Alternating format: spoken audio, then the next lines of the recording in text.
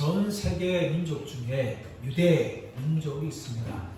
유대인들은 전 세계에 대략 1,520만 명 정도 살고 있습니다.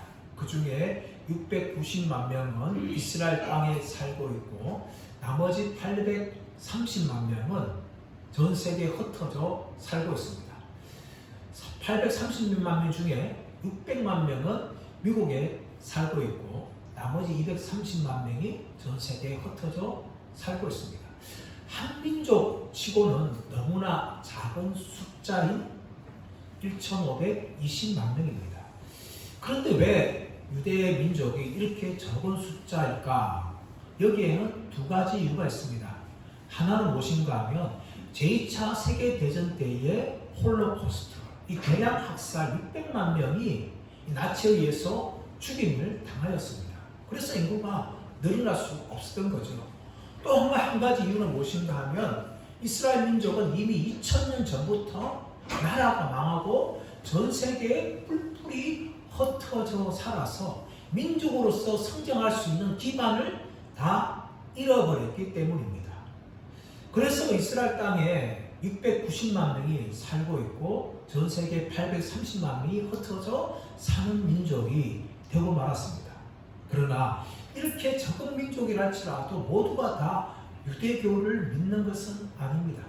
제가 성지순례 갔을 때 좀 이상한 현상을 보았어요. 그것은 무엇인가 하면 유대인들이 같은 유대인들에게 유대교를 전하는 모습을 보았어요. 그 이유가 무엇인가 하면은 이스라엘 민족이 2000년 전부터 뿔뿔이 흩어졌기 때문에 자신들의 뿌리 종교인 유대교에 대한 신앙을 잃어버렸기 때문에 같은 유대인이 다른 유대인에게 유대교를 전하는 그런 기이한 현상들을 제가 이스라엘 땅에서 볼 수가 있었습니다. 이 가나안 땅에 들어간 이 이스라엘 후손들에게 바로 이런 일이 일어났습니다. 이 가나안 1세대, 다시 말하면 여호수아와 함께했던 그 세대의 백성들은 하나님을 참 잘 믿고 이 가나안 전쟁에서 하나님의 함께하심을 경험했던 그런 사람들이었습니다. 우리가 지난주에 말씀을 살펴보았듯이 2장 7절 말씀 봐보시면 이렇게 되어 있습니다. 백성이 여호수아가 사는 날 동안과 여호수아 뒤에 생존한 장로들 곧 여호와께서 이스라엘을 위하여 행하신 모든 큰 일을 본 자들이 사는 날 동안에 여호와를 섬겼더라.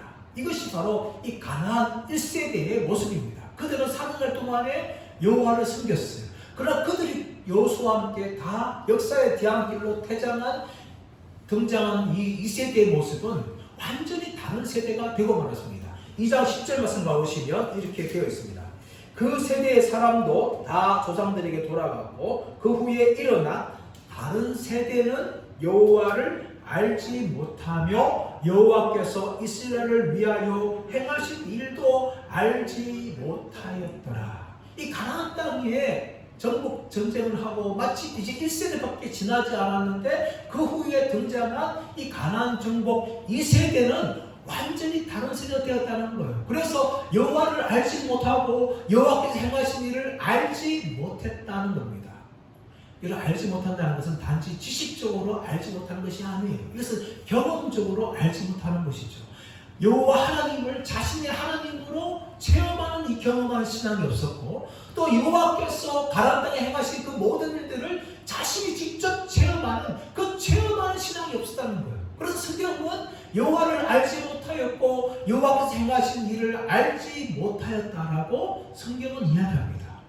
그렇다면 이렇게 여호와를 또 여호와께서 행하신 일을 알지 못하는 사람들이 행한 일은 무엇입니까? 13절 말씀 봐보시면 여호와를 버리고 바알과 아세라를 섬겼다. 바알과 아스다롯을 섬겼다라고 성경은 이야기하고 있습니다.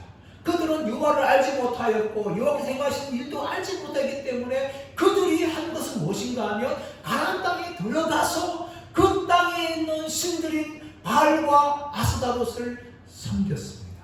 이것을 성경은 여호와를 버렸다라고 이야기하는 거죠. 그렇다면 여러분, 이것에 대한 하나님의 반응이 무엇입니까? 오늘 14절 말씀 가보시면 여호와께서 이스라엘에게 진노하사라고 이야기해요. 하나님께서 이스라엘이 여호와를 버리고 바알과 아스다로를 섬길 때에 하나님은 그들을 향하여서 진노하신 것입니다. 여러분, 이 하나님의 진노는요, 이스라엘 백성들을 향하여 사랑하였기 때문에 하신 표현입니다. 하나님이 이스라엘 백성을 사랑하지 않으면 진노할 이유가 없는 겁니다. 근데 여러분, 이 하나님의 사랑은 하나님께서 이스라엘 백성들을 그렇게 백성으로 부르시고 또 그들을 자신의 아내로 부르신 거예요. 그래서 이스라엘 백성들이 하나님을 버리고 바알과 아스타를 섬기는 것은 바로 음행이었습니다. 음행. 17절 말씀 가보시면 그들이 사사들에게도 순종하지 아니하고 오히려 다른 신들을 따라가 음행하며 라고 이야기합니다. 하나님을 버리고 바알과 아스타를 섬기는 것은 음행이라는 거예요. 여러분, 음행은요 무엇입니까? 창녀와 몸관계를 가지든지 아니면 남편이 있는 여자가 남편을 버리고 다른 남자와 관계를 가지는 것을 음행이라고 이야기합니다. 하나님께서는 이스라엘 백성들이 우상 숭배하는 것을 단지 우상 숭배를 말하고 있는 것이 아니라 음행하였다, 영적인 간음이다 라고 선언하는 겁니다. 왜 그렇습니까? 이미 그들은 시내산에서 하나님과 언약을 체결함을 통하여 하나님의 백성이 되고 하나님의 아내가 되는, 신부가 되는 그런 언약을 맺었습니다. 그러므로 언약을 맺으신 그 하나님을 버리고 우상을 숭배한다는 것은 바로 영적인 간음이요 음행이라는 것을 성경은 이야기하고 있는 것입니다. 그렇다면 이 음행의 결과에 대해서 하나님은 어떻게 진노하십니까? 14절 15절 말씀 보시면 노략하는 자의 손에 넘겨주사 그들이 노략을 당하게 하시며 또 주위에 있는 모든 대적의 손에 팔아 넘기심에 그들이 다시는 대적을 당하지 못하였으며 그들이 어디로 가든지 여호와의 손이 그들에게 재앙을 내리시니, 하나님께서 그들이 음행한 결과 뭡니까? 그들을 이방 민족의 손에 다 넘겨주셨고 또 그들에게 재앙을 내리신 거예요. 여러분, 이것은요 하나님의 심판이라고 말하기 전에 이스라엘 백성들이 자신들이 뿌린 씨앗에 대한 거두는 결과입니다. 여러분. 15절 하반절 말씀 가보십시오. 여러분.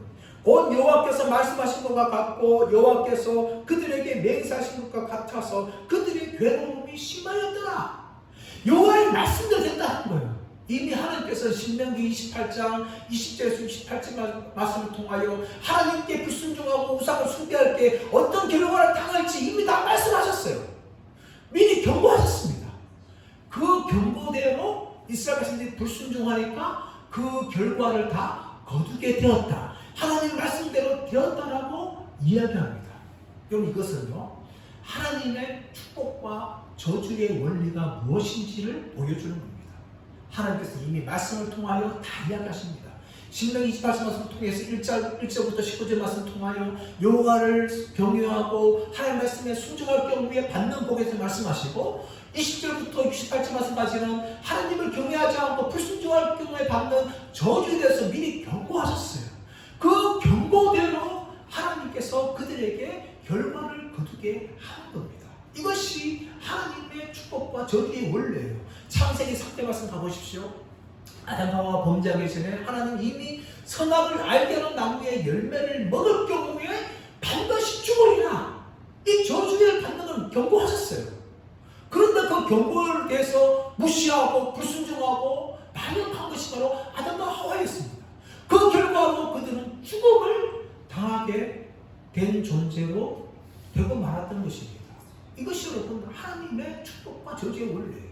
하나님은 순종한 자에게 복을 주시고 순종하지 않는 자에게 저주 줄 것을 이미 경고하시고 다 하셨는데, 하나님께서 이렇게 하시는 이유는 무엇인가 하면은 우리를 로봇으로 대우하지 않는다는 겁니다.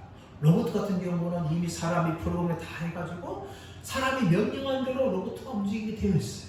그러나 하나님께서는 우리를 로봇으로 창조하지 않고 로봇으로 대우하지 않고 인격적인 존재로 대우하신 것입니다. 하나님이 인격적인 분이시기 때문에 하나님의 형상을 닮은 인간을 창조할 때에도 인격적으로 창조하셨어요. 그리고 인간들이 마음대로 행동하게 하시지만 단지 미리 경고하신 것입니다. 순종할 경우에 복을 주시고 불순종할 경우에 저주를 받는다. 그것을 인간으로 하여금 선택하게 하시는 겁니다. 또 불순종하여서 받는 결과 다 알고 계시지만 일부러 막지 않았습니다. 아담과 하와를 막지 않으셨고 이스라엘 백성들을 막지 않으셨어요. 하지만 그 결과에 대해서는 각자 행동한 대로 받게끔 하나님께서 그렇게 인격적으로 대우를 하시는 것입니다. 이스라엘 백성도 마찬가지였습니다. 하나님의 이 말씀에 대해서 미리 경고받았지만 그들은 하나님을 버리고 발과 아스다롯을 섬김을 통하여 하나님의 진노를 받는 길로 나아가게 되었다는 것을 성경은 이야기하고 있습니다. 그렇다면 여러분, 하나님은 인간들이 저주만 받도록 내버려 두시는 것입니까? 아닙니다. 여러분, 16절 말씀 보시면 하나님의 구원이 나옵니다. 16절 말씀 보십시오. 여호와께서 사사들을 세우사 노력자의 손에서 그들을 구원하게 하셨으나.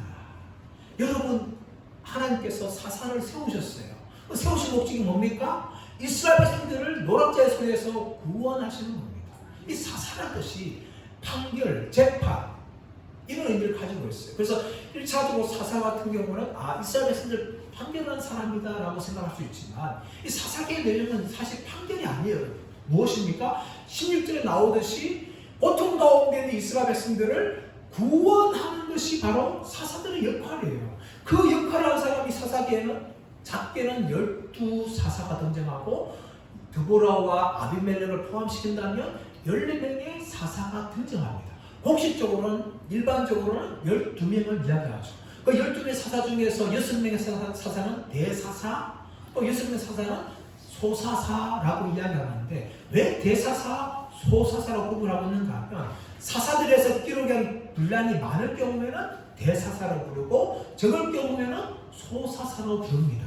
마치 대선지서, 소선지서 마찬가지로 분량이 많으면 대선지서, 분량이 적으면 소선지서 부르듯이 사사기에도 대사사, 소사사라고 구분한 것은 분량이 얼마 정도에 따라서 그렇게 부르는 것입니다. 하나님께서 이들을 세우신 목적은 무엇인가 하면 이스라엘 백성들을 구원하시는 것입니다. 그런데 우리가 성경을 읽으면서 이 사사들에게 초점을 맞추면 안 됩니다. 왜냐하면 사사들은 하나님께서 이스라엘 백성들을 구원하시는 데 사용되는 도구에 불과합니다. 이 사사기의 주인공은 무엇인가 하면 하나님입니다. 또 하나님께서 행하시는 구원이에요. 그것에 초점을 맞춰야 되지 우리는 이 사람에게 초점을 맞추면 안 됩니다. 이 사사를 세우기도 하고 폐하신 분이 누구신가 하면 하나님이십니다. 16절 마찬가지고 18절 말씀 보시면 여호와께서 그들을 위하여 사사들을 세우실 때에는 그 사사와 함께 하셨고 그 사사가 사는 날 동안에는 여호와께서 그들을 대적의 손에서 구원하셨으니 라고 이야기하는 거죠. 하나님께서 사사를 세우시고 하나님께서 그 사사를 통하여서 이스라엘 백성들을 구원하시기 때문에 우리 사사기를 읽으면서 사사를 초점 맞추는 것이 아니라 하나님께서 사사를 통해서 행하시는 이 구원의 행위에 대해서 우리는 초점을 맞추며 따라가야 되는 겁니다. 그런데 여러분, 하나님께서 이렇게 사사들을 통하여서 이스라엘 백성들을 구원하시는 이유가 뭡니까? 18절 하반절 말씀 보시면 이는 그들이 대적에게 압박과 괴롭게 함을 받아 슬피 부르짖음으로 여호와께서 뜻을 돌이키셨음이거늘 이라고 이야기합니다.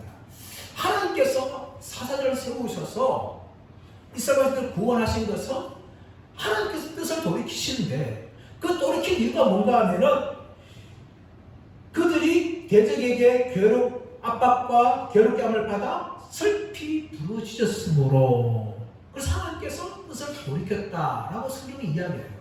근데 이 슬피 부르짖다는 것은 회개가 아닙니다. 이 슬피 부르짖는다는 것은 히브리어 단어 느아카라는 단어예요.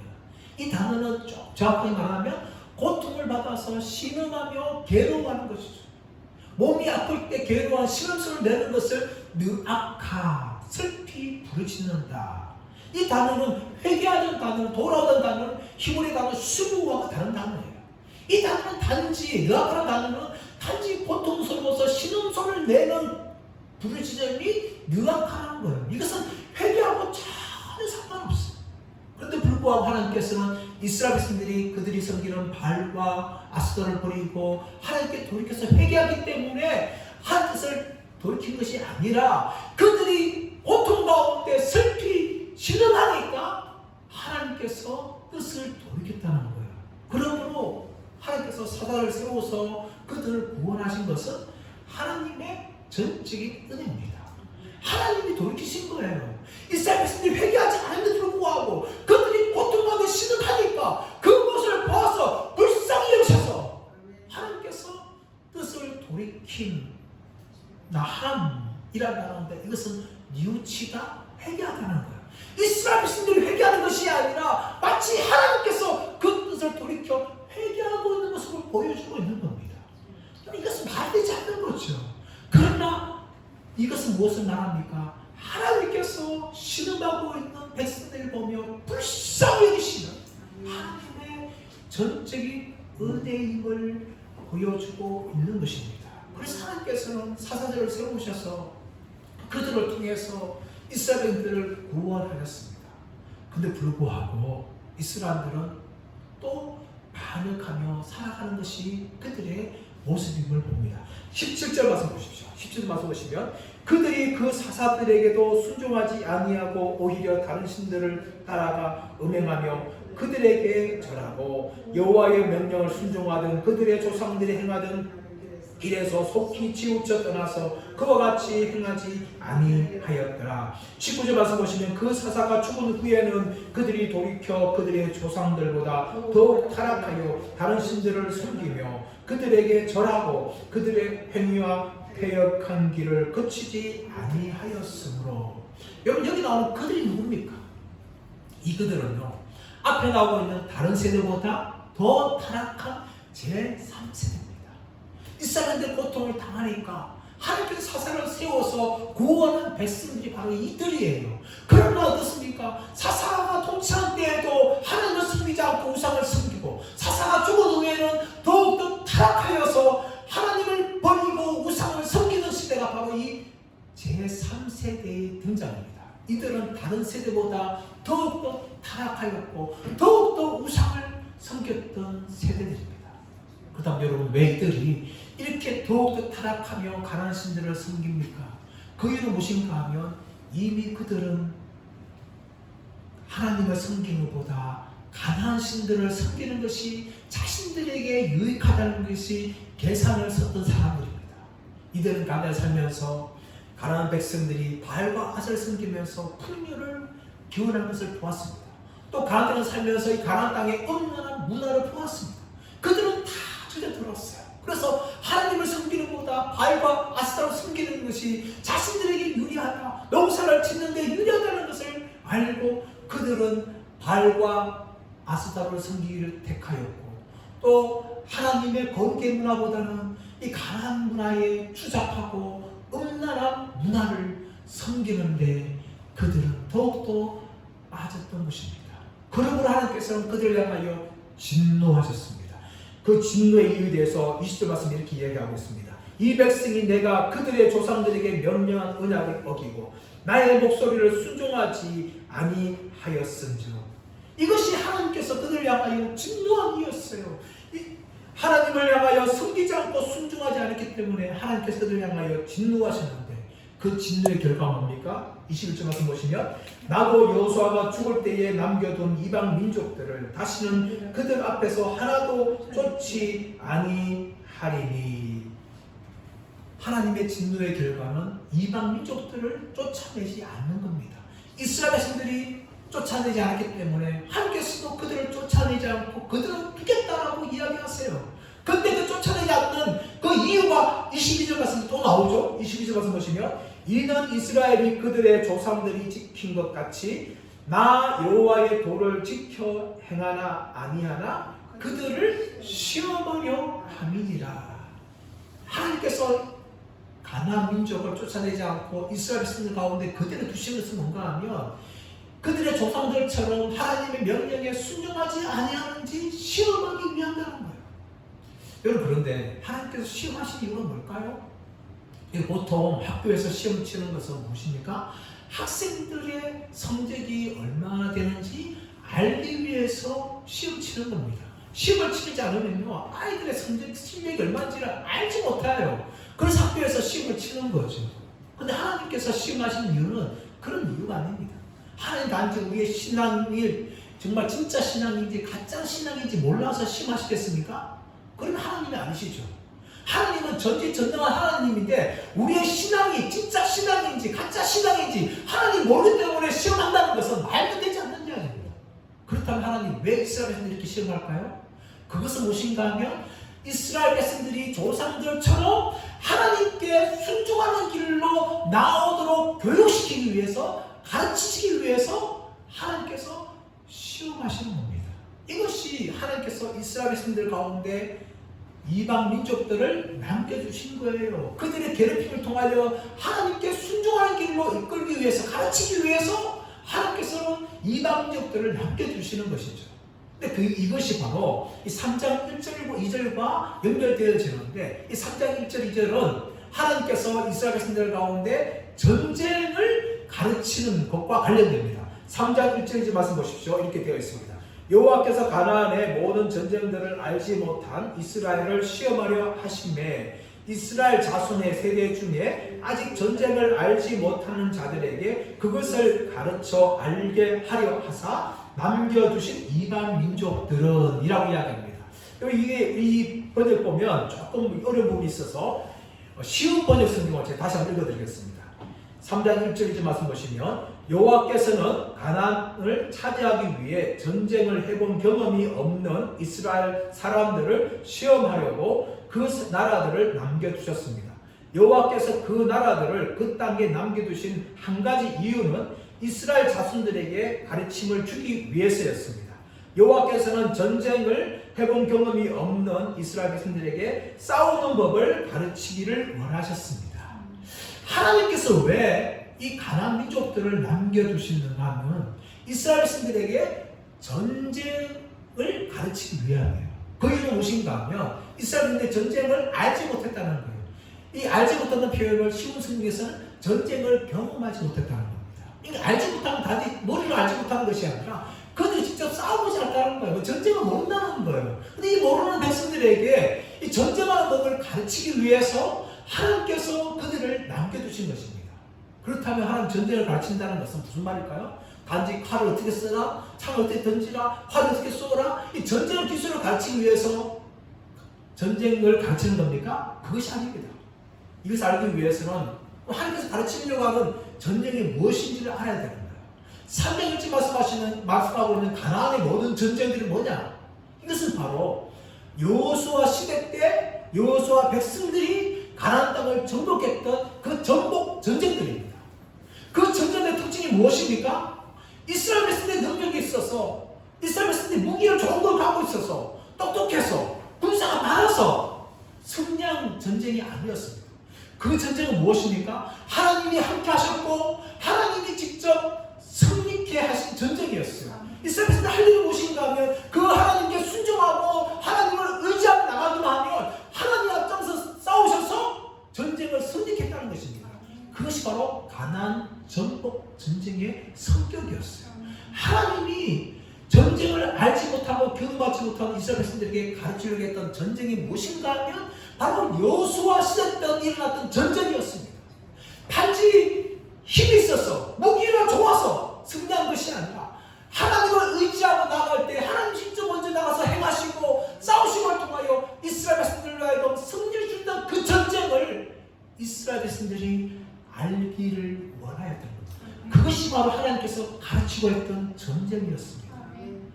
그것을 위해서 하나님께서는 이스라엘 백성들 가운데 이방 민족들을 남겨두신 것입니다. 그러나 여러분, 이스라엘 백성들 어떻게 합니까? 이스라엘 백성들은 이 하나님의 목적을 어깁니다. 그들이 한 건 뭡니까? 3장 6절 말씀 가보시면 그들의 딸들을 삼아 아내로 삼으며 자기 딸들을 그들의 아들들에게 주고 또 그들의 신들을 섬겼더라. 여러분, 이것은요 하나님께서 이미 금지하신 것이었습니다. 신명기 7장 3절 4절 말씀 보시면 이렇게 되어 있습니다. 또 그들과 혼인하지 말지니 내 딸들을 그들의 아들에게 주지 말 것이요 그들의 딸도 내 며느리로 삼지 말 것은 그가 내 아들을 유혹하여 그가 여호와를 떠나고 다른 신들을 섬기게 하므로 여호와께서 너희에게 진노하사 갑자기 너희를 멸하실 것이니라. 하나님께서 가나안 땅에 들어간 이스라엘 백성들이 무엇을 미리 경고하셨습니까? 하나님을 버리고 이방 신들을 섬기지 말고 그들과 혼인하지 말라. 그럴 때 하나님의 진노를 받는 것이다. 이것이 하나님의 신명기 7장 3절 4절 말씀 동안의 경고였어요. 근데 이 경고를 어떻게 합니까? 이스라엘 백성들이 어기고 가나안 백성들과 전쟁하지 않을 뿐만 아니라 하나님 말씀에 순종하지 않을 뿐만 아니라 오히려 더욱더 악을 행하면서 가나안 사람들과 결혼을 하고 또 그들의 신들을 섬기는 죄를 행하고 말았습니다. 그 결과 사사기에는 어떤 패턴이 생기는가 하면 이 정확한 패턴이 생깁니다. 이스라엘 백성들이 불순종하고 하나님이 진노하고 이스라엘 백성들이 고통 가운데 부르짖을 때에 하나님께서 사사를 통하여서 구원하는 이야기가 이 사사기에는 끊임없이 등장해요. 사사들이 12명이 활동했다면 이 패턴이 몇 번이라는 거예요? 12번이나 반복해서 일어나는 거죠. 이게 사사기의 모습입니다. 만약에 이스라엘 백성들이 하나님의 말씀을 따라서 하나님의 말씀에 순종하고 또 하나님을 의지하여 가나안 백성들과 싸웠다면 사사기에 이런 패턴이 생기지 않을 거예요. 오직 이 사사기에는 하나님의 승리만이 가득 찬 내용이 될 겁니다. 그러나 이스라엘 백성들이 어떻게 합니까? 하나님 말씀에 불순종하고 또 하나님을 떠나서 하나님을 버리고 가나안 신들을 섬김을 통하여 하나님의 심판을 받게 되고 또 그런 말미암아 실험하고 또 하나님이 구원하시는 그 반복되는 내용이 한 번도 아니라 무려 12사사를 통하여서 그렇게 반복되어진 모습이 이 사사기에 가득 차 있습니다. 이것이 바로 사사기의 내용이에요. 사사기에는 이스라엘 백성들의 불순종과 실패를 계속해서 언급하고 있습니다. 사랑 여러분, 그렇다면 우리는 이 시대에 어떻게 살아가야 합니까? 이스라엘 백성들이 하나님 말씀에 순종하고 하나님을 의지하고 가나안 백성과 싸웠다면 승리하였을 것입니다. 그렇다면 우리는 이 시대에 어떻게 살아가야 합니까? 우리가 살아가고 있는 세상도 하나님을 인정하지 않고 온갖 우상을 섬기는 세상입니다. 눈에 보이는 우상, 눈에 보이지 않는 우상을 가득하게 섬기고 있습니다. 또 하나님의 백성들은 노출되어 있습니다. 그런 세상을 살아가고 있는 우리는 어떻게 살아가야 합니까? 사사기에 실패했던 이스라엘 백성들처럼 살아가야 합니까? 아닙니다. 그렇게 살아간다면 우리는 사사기의 실패들을 끊임없이 우리 삶 가운데 반복하게 될 겁니다. 우리는 그들과 달리 이 세상 가운데 살아가면서 하나님 말씀에 순종하고 하나님을 의지하며 나가야 될 줄 믿습니다. 우리의 힘으로는요 세상과 마귀를 이길 수가 없어요, 여러분. 우리의 힘만으로 이길 수가 없는 거예요. 그러나 우리보다 강하시며 위대하신 하나님을 의지할 때 하나님이 앞장서서 세상과 싸우며 우리에게 승리 줄 믿습니다. 그러므로 이스라엘 백성들은 실패하고 이스라엘 백성들은 죄만 받고 할 것이 아니라 지금 하나님 말씀에 순종하고 하나님을 더욱더 의지함을 통하여 세상 가운데 나감을 통하여 하나님 주시는 승리를 경험하시는 저와 여러분들 되시기를 예수님의 이름으로 축원합니다.